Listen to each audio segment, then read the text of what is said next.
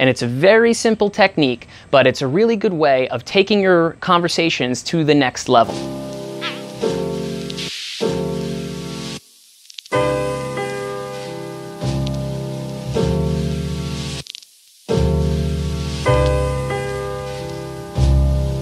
Hey everybody, Mike Doretto coming at you today from the beautiful Hudson Valley, New York. Got my Angry Orchard shirt on. They're right nearby. Good cider if you're not familiar. But today I wanted to share with you guys a piece of theory that I teach on all of my live training programs, and it's called How to Talk to Anyone About Anything. And it's a very simple technique, but it's a really good way of taking your conversations to the next level. And by the next level, I mean deeper into emotional territory and not just surface level banter. So for anybody who's unclear, surface level banter, or banter in general, is basically like, how's the weather? What are you up to today? It just scratches the surface. It's trading information that's not even necessarily relevant. Sure, you can get some logistical information when you're talking to somebody if you say, oh, hey, what are you up to today? And they say, oh, I'm just out here shopping with so-and-so and I gotta leave soon and blah, blah, blah. Yeah, that's valuable information if you're trying to stop somebody and have a long conversation with them. But in general, if you keep talking about surface level bantery things, the conversation tends to not go anywhere. And while you can be humorous during this time, while this is a great part of the conversation to be playful and tease and do things like that, it'll often end up getting you a phone number or some other contact information, but not a date. It'll end up being a flaky situation, or a situation that takes forever to get started or just literally goes nowhere. And the reason is you haven't connected on anything. You've just been a nice, friendly, warm person to talk to, but there's a million of those. Why would anybody want to continue the interaction with you beyond that first meeting if they don't have some emotional reason to do it? Remember, guys, people take actions for emotional reasons. Very often they don't sit there, analyze, and do science in their brain and then say, okay, now I'm going to do this thing. When it comes to making friends and building relationships, it's emotional. It's emotionally driven. So how do we get to those emotions? Well, we have to actually talk about them. We have to use emotion words. We have to get people to express themselves to us. So here's the example that I always like to give. All right. So you meet a woman on the street. We're already assuming that it's going well. You've gone up to her. Hi, you're gorgeous. Thought you looked interesting. Came over to say hi. Hi, my name is Mike, whatever. She's warm and friendly. She smiles at you. She introduces herself back. You're talking. Maybe you start off with the lovely weather, or I see you're shopping. Where are you coming from? Surface level stuff. But as soon as you can, we want to take it a little bit deeper. So one of the very common questions that you hear in the dating scene is to ask a woman what she's passionate about, right? So what are your passions? What are you passionate about? Let me pause right there, because some men think that asking that question feels forced and feels fake and feels like she's gonna know that you're using a technique. But I have tested this out. I have gone out and I've used this question dozens, scores, hundreds of times in my approaches. Nobody's ever said, hey, did you learn that from a pickup video? I've never had that happen. I've also asked women all over the gamut how often somebody asks them this question, and it's incredibly rare. I even asked a woman in her 40s and I said, has any man ever asked you, what are you passionate about? And she said no, and she was so happy that I was even asking her if someone asked her that question that we started talking about her passions right there in the moment. So yes, it might feel weird for you to ask the question because you're not used to asking it, and everything that you're not used to doing naturally feels weird. But if you stick with it, or some variation of it, what drives you, what motivates you, what gets you out of bed in the morning, what would you do if you didn't have to work?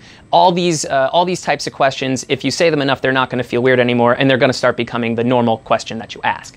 So we've asked the passion question. So Becky, what are you passionate about? And she goes, Mike, I am passionate about collecting Barbie dolls.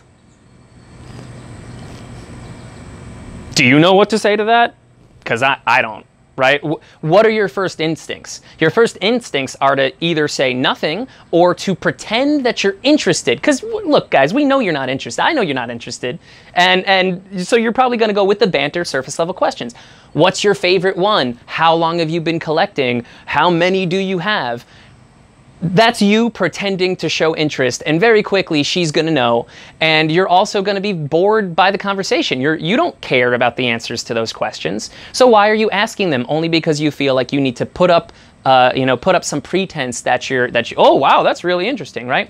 Well, collecting Barbie dolls doesn't have to be interesting, but what she feels when she collects those Barbie dolls. That is interesting, because while we all have millions of different hobbies, we have similar emotions. We might call them different names in different cultures. We might have more flavors of the emotions in different cultures, but you know, happy, sad, angry, you know, these things are things that anybody can relate to.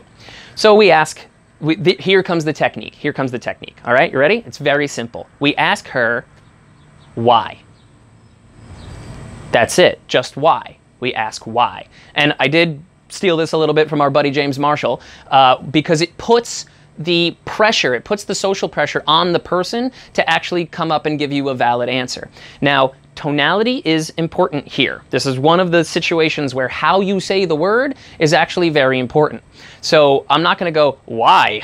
Right? Like we don't want to turn a voice to challenge the person, to make them feel like we're judging them for their hobby, because that's just going to make them shut down and not want to give us the answer. It's got to be more like this. Oh, that's interesting. Why? From a place of curiosity. And when you start doing this enough, you are going to be more naturally curious. Once you start having conversations that go deeper, that go to the next level, that talk about emotions, you're going to want to be doing this. You're going to want to dig for those emotions. So, hey, Becky, you're gorgeous. Thought you were interesting. Are you single? Oh, yes, I am single. What's your name? Oh, it's Mike. Cool. Well, what are you interested in? What are you passionate about? I'm passionate about Barbie dolls.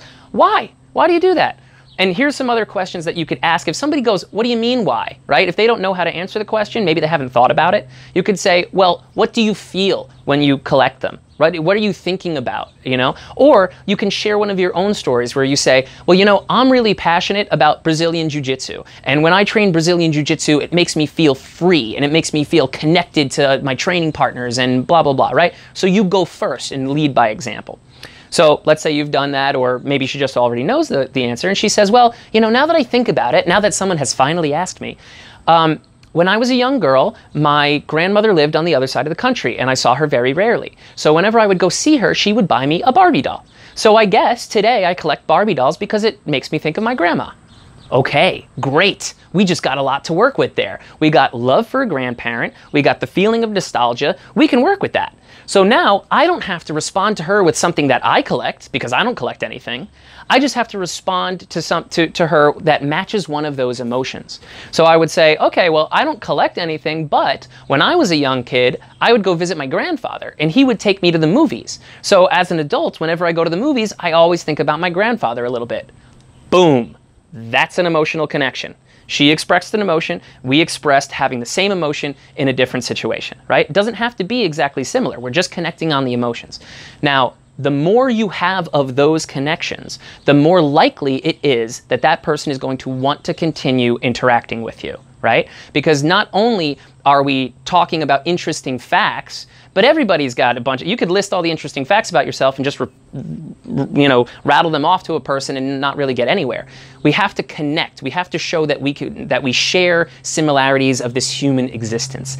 And this is one really easy way of doing it. So to sum it all up, in our conversations, to take things deeper than surface level, to move beyond banter, we ask a question that generates an emotion, has them think of how they feel in the moment. A really easy one to ask is, what are you passionate about, right? Another one is, what drives you, what motivates you, what gets you out of bed in the morning? All of these things have people talking about something they feel very strongly about.